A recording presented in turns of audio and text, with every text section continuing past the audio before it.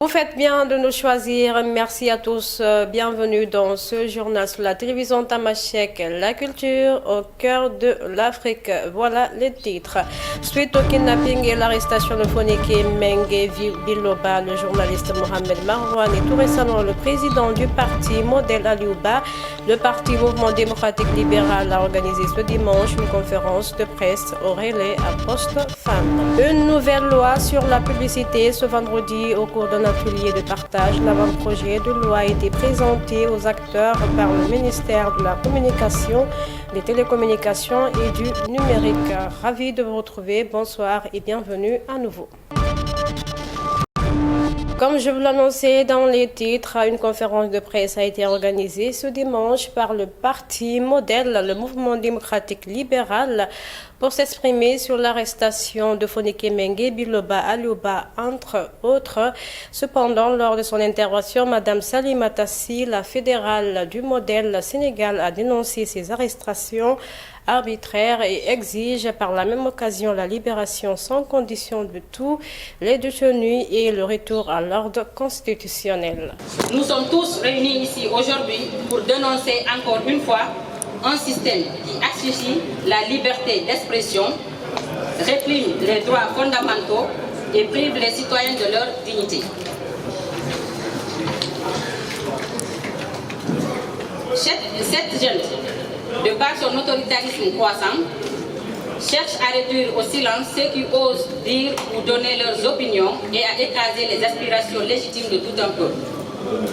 C'est le cas du président du parti Modèle, Mouvement démocratique libéral, qui a été arrêté le 26 décembre à la frontière de la Guinée et de la Sierra Leone, alors qu'il se rendait dans ce pays pour des affaires personnelles.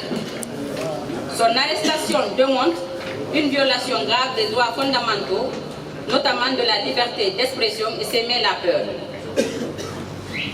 Du jeudi au dimanche, soit 4 jours, il a été placé en garde à vue prolongée, contrairement à la loi, dans des conditions inhumaines, sans preuve et sans raison qui montraient son inculpation. Et avec le début du procès le lundi 30 décembre, nous avons compris que les accusations contre M. Aliouba semblent davantage être motivées par des considérations politiques que par des preuves tangibles. Sans oublier le délibéré du tribunal renvoyé au 7 janvier 2025 qui montre largement une manipulation du calendrier politique et à monter un dossier artificiel pour l'écarter. Distingués invités, mesdames et messieurs, il faut rappeler que les poursuites contre lui reposent sur des accusations vagues, notamment d'offenses et diffamations envers le chef de l'État sans aucune preuve tangible. Mais aujourd'hui, nous ne sommes pas ici pour nous taire ou pour nous résigner. Nous sommes ici pour exposer les faits, pour rappeler le peuple a toujours triomphé de la tyrannie lorsque des voix courageuses se sont levées. Nous remercions également les journalistes présents car vous êtes les gardiens de la vérité. Vous donnez une voix à ceux qui n'en ont pas, la voix des sans-voix. Vendredi dernier, un atelier sur l'avant-projet de la loi portant code de la publicité s'est tenu au building administratif Mamadou Dia. Cette rencontre a connu la présence des acteurs des médias et ceux de la publicité. Ce projet de loi qui compte 178 articles selon le ministre de la Communication, des Télécommunications et du Numérique propose de nombreuses innovations qui prennent notamment en compte l'évolution du secteur. Cette journée aujourd'hui qui nous a réunis tous s'inscrit dans le cadre de la volonté du président de la République et de son Premier ministre de donner corps à tous les textes législatifs et réglementaires. Et aujourd'hui, nous sommes réunis pour étudier l'avant-projet portant code de la publicité. Comme nous le savons tous, nous avons trouvé, dès que nous sommes arrivés à la tête de ces ministères, en tout cas une loi qui est caduque, qui date de 1964, qui a été révisée en 1983, mais qui n'a pas connu de décret d'application.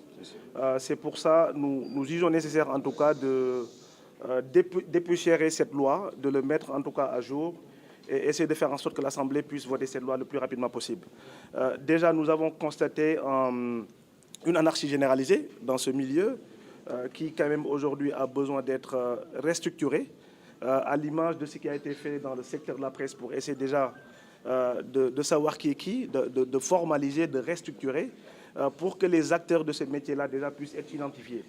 Ça permettra dans un second temps de mettre un cadre réglementaire pour permettre que le secteur puisse être développé, en tout cas, et de jouir pleinement des bénéfices qui constatés aujourd'hui dans ce secteur, parce que, à l'image de ce qui se fait dans le monde, nous savons que cette loi, qui n'a pas pris en compte le développement des technologies de l'information et de la communication, du numérique de manière générale, et qui aujourd'hui représente plus de 2/3 des ressources de la publicité à travers les GAFAM, etc. C'est pour ça que nous jugeons nécessaire, en tout cas dans un délai très court, de pouvoir faire voter cette loi pour que ça puisse prendre en compte tous ces aspects-là que je viens de citer et qui permettra au secteur de se développer avec tous les milliards aujourd'hui. Enfin, je rappelle que le secteur de la publicité aujourd'hui dans le monde représente plus de 500 milliards de dollars et les 2/3 qui sont captés par les GAFAM. Donc nous pensons qu'il est temps, en tout cas pour notre pays comme le Sénégal et l'Afrique de manière générale, de pouvoir jouir de ces droits-là et que toute cette manne financière-là que ce secteur-là, en tout cas, compose, puisse ruisseler dans les créateurs de contenu et les gens qui, aujourd'hui, qui évoluent dans ce métier. Le ministre de l'Intérieur et de la Sécurité publique générale Jean-Baptiste Tine a présidé jeudi dernier la réunion consacrée aux préparatifs de la 61e édition de la Grande Ziara omarienne de Louga qui est prévue du 10 au 11 janvier 2025. La rencontre qui s'est tenue au ministère de l'Intérieur a connu la présence de plusieurs personnalités. L'objectif est d'évaluer l'état de mise en œuvre des engagements qui ont été pris en marge du CRD de Louga et d'apporter aux besoins les mesures correctives aux difficultés identifiées. Je demande aux représentants des différentes structures de l'État impliquées dans l'organisation de la Ziara annuelle de la famille omarienne de veiller au respect scrupuleux des engagements que nous avons tous pris ici ensemble. Au gouverneur de la région de Louga, d'assurer le suivi des décisions arrêtées à l'occasion de cette réunion nationale. Au secrétaire général, en rapport avec le directeur général de l'administration territoriale, d'assurer le suivi au quotidien de la mise en œuvre des décisions arrêtées au niveau central et territorial, de m'en rendre compte régulièrement en faisant, bien sûr, un effort particulier sur les difficultés éventuelles, et ce jusqu'à la fin de la Ziara.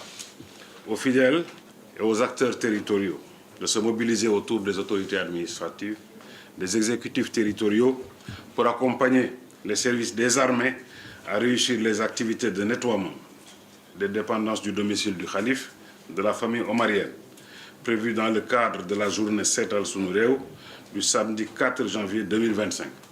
Vraiment pour journée bobo, ren ministère des Forces armées pour weer wi janvier. Ministère des Forces armées lañ ko dénk. Bon, je sais que camp militaire amul Louga, mais il y a un camp maintenant. Ah oui, heureusement pour eux. Voilà, 22e BRA, ok. Donc, ngeen jàppale leen bu baax a baax tout le monde autour du 22e BRA def le maximum ba nga xam ne bés boo xam ne day marqué ñëpp la dëkk bi yëpp na set. Parce que ce sera le ministère de l'Intérieur. Dans la sous-région en Guinée, ce samedi, l'Union des forces démocratiques de Guinée, UFDG, a tenu son assemblée générale au siège du parti. À cet effet, Kalemou Yansane, vice-président du parti, souligne que sur 171 partis agréés, il n'y a pas un qui est en règle. Suivant. Moi, je commencerai par vous féliciter. Féliciter mon frère Biro, président du PPC,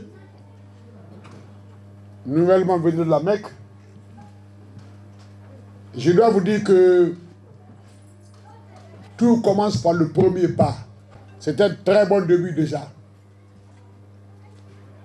Je dois vous dire que le 26 du mois passé, les 200 sur 211 partis politiques légalement agréés en Guinée. Vous savez que 60 et quelques sont mis sous contrôle jusqu'au 31 janvier 2025. Je suis sûr que PPC fait partie de ce groupe-là, comme l'UFDG. Donc, j'ai été amené à prendre la parole devant le ministère pour dire que c'est une honte pour notre pays. Qu'on constate que sur 211 partis agréés, il n'y a pas un seul qui soit en règle. Est-ce que sur 211 partis agréés, tous ces partis peuvent être défaillants? Donc, j'ai dit que c'est un peu la faute aussi au ministère. Et deuxièmement, il demande qu'on communique le nom des membres fondateurs des partis politiques. Aucun parti ne peut avoir un agrément s'il n'a pas au préalable déposé le nom des fondateurs. Je leur ai dit que ça aussi c'est un fort problème. Et après, on nous demande de certifier nos bilans contre résultat. On dirait que ce que vous faites ici, vous avez un bénéfice. Vous n'avez pas de bénéfice commercial à partager entre les actionnaires. Et ça coûte 5 millions de francs guinéens pour certifier le mandat, enfin le bilan d'un an. 15 millions pour les pauvres partis politiques que nous sommes.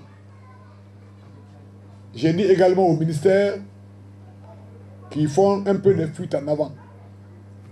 Et puis après, on dit que tous les organes de tous les partis politiques de la Guinée n'ont pas de mandat valide.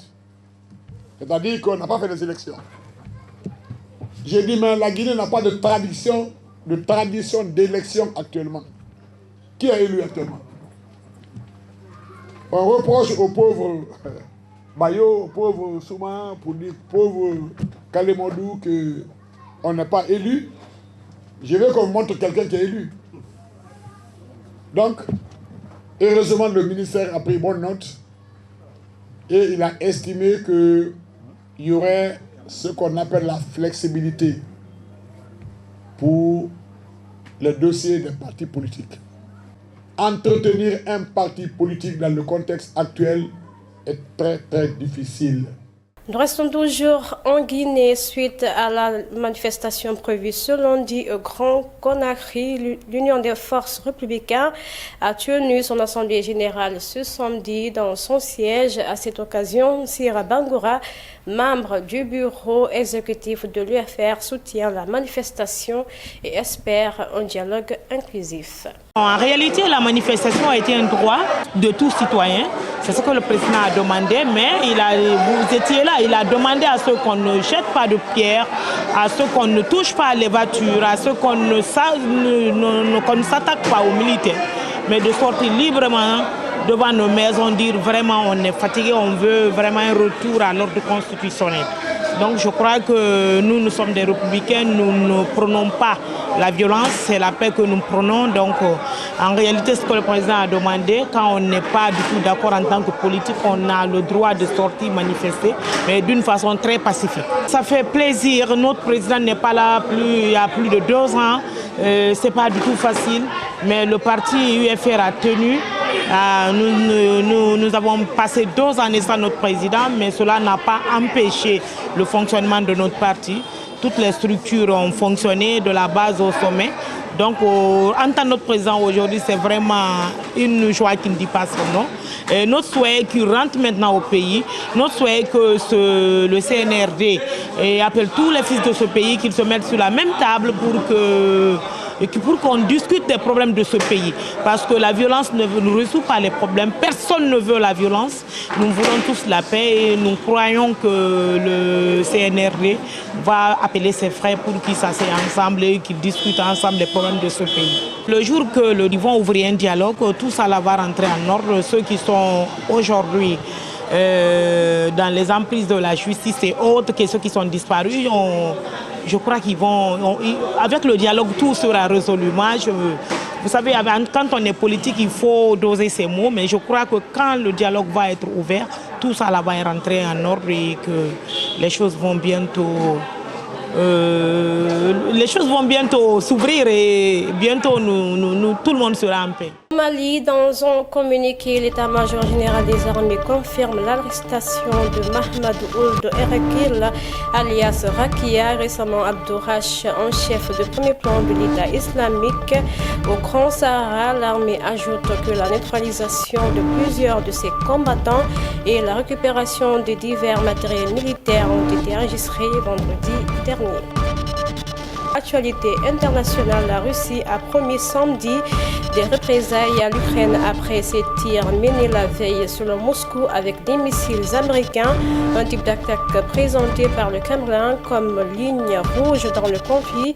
Ces actions du régime de Kiev, qui est soutenu par ses tuteurs occidentaux, feront l'objet de représailles, a indiqué l'armée russe dans un communiqué.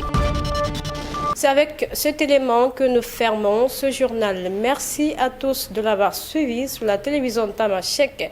La culture au cœur de l'Afrique. Passez un excellent moment en notre compagnie.